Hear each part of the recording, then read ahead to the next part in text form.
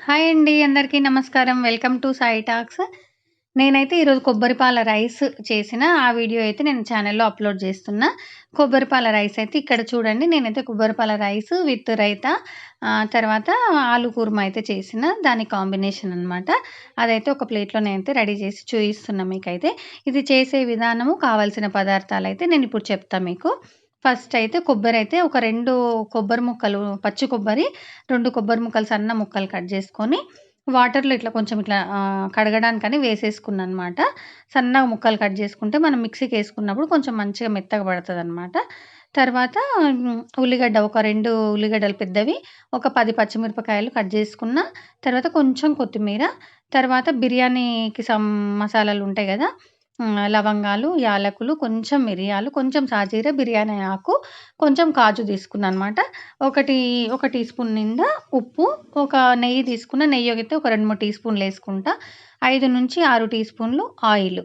ఇవన్నీ కలిపైతే బియ్యం అయితే నేను 3 టీ గ్లాసులు బియ్యం కడిగి పెట్టుకున్నాననమాట రైస్ కోసము. 3 టీ గ్లాసులనమాట. ఫస్ట్ అయితే నేను మిక్సీకేసుకుంటున్నా. నేనిప్పుడు కొబ్బరి కడిగి వేసుకుంటున్నాననమాట. కొబ్బరి కడగడానికని వాటరేసుకున్నా గదా! అందులోకెళ్ళి మొత్తం కొబ్బరైతే ఒక జార్‌లోకైతే తీసుకుంటున్నా. మిక్సీ జార్‌లోకైతే తీసుకుంటున్నా. మొత్తం వేసేసుకొని మనము కొంచెం వాటరైతే ఏసేసుకోవాలి. అంటే మనం 3 గ్లాసుల టీ గ్లాసుల రైస్‌కు మనం ఎన్ని నీళ్ళైతే పోసుకుంటామో అన్నం తయారు కావడానికి, మనం కొంచెం తక్కువ పోసుకోవాలనమాట. అంటే కొబ్బరి వాటర్ ఎంతైతే వస్తుందో దాన్ని చూసుకొని వాటరేసుకోవాలి. ఫస్ట్ అయితే నేను గిన్నె పెట్టేసుకున్నా. గిన్నెలో ఒక 3 టీ స్పూన్‌లు నెయ్యేసుకున్నా ఫస్టు. తర్వాత 5-6 టీ స్పూన్‌లు ఆయిల్ వేసుకున్నాననమాట.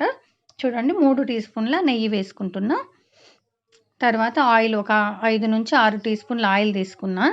ఆయిల్ అయితే వేసేసుకున్నా. ఆయిల్ అయితే వేడెక్కాలి మనకు.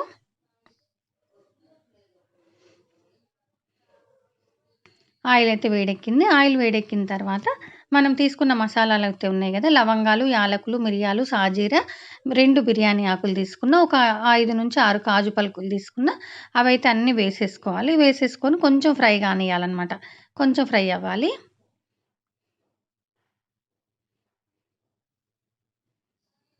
కొంచెం ఫ్రై అయిన తర్వాత మనం ఉల్లిగడ్డ, పచ్చిమిర్చి, కొత్తిమీర కట్ జేసి పెట్టుకున్నాం గదా! అవి గూడా వేసేసుకోవాలి. అవి గూడా కొంచెం ఫ్రై అవ్వాలనమాట.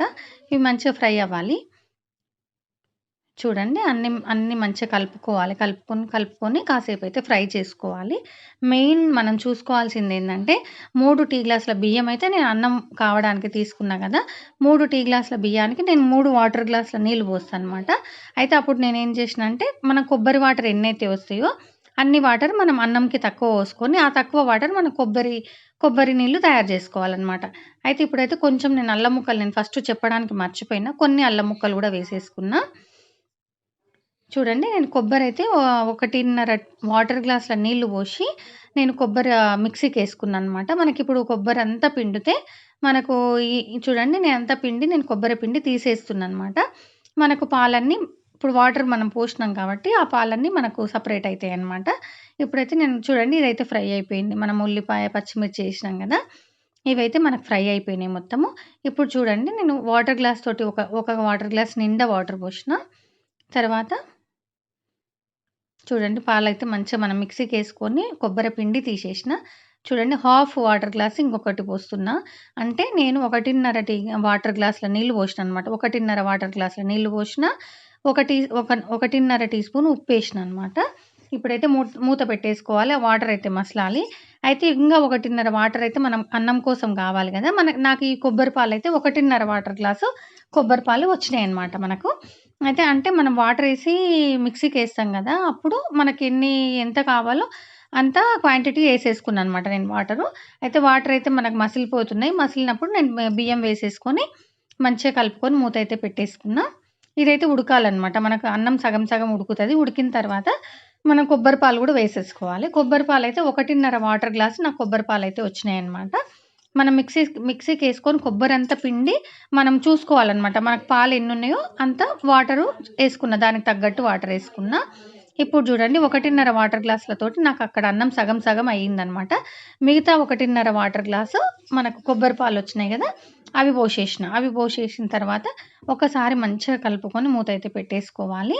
ఇదైతే కావడానికైతే కొంచెం టైం పడతది.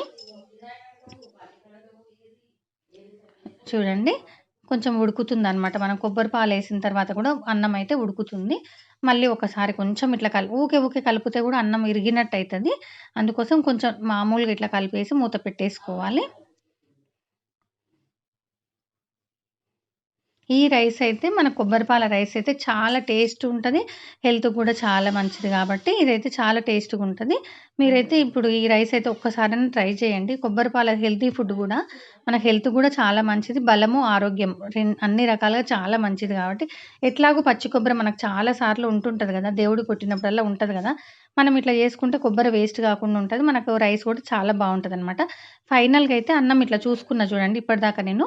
మనకు అన్నం రెడీ అయిపోయిన తర్వాత నేనైతే ఒక ప్లేట్‌లోకి అన్నం తీసుకున్న. ఆలు కూర్మా మామూలుగా మనం రెగ్యులర్‌గా చేసుకుంటాం గదా! అట్లా ఆలు కూర్మా, పెరుగుతోటైతే రైతా చేసుకున్నా. ఈ కాంబినేషన్ అయితే చాలా చాలా బావుందండి. నచ్చితే మీరు గూడా చేసుకొని ఎలా ఉందో నాకు కామెంట్ రూపంలో చెప్పండి. నచ్చితే లైక్ చేయండి, షేర్ చేయండి, సబ్స్క్రైబ్ చేయండి. థాంక్ యూ అండి.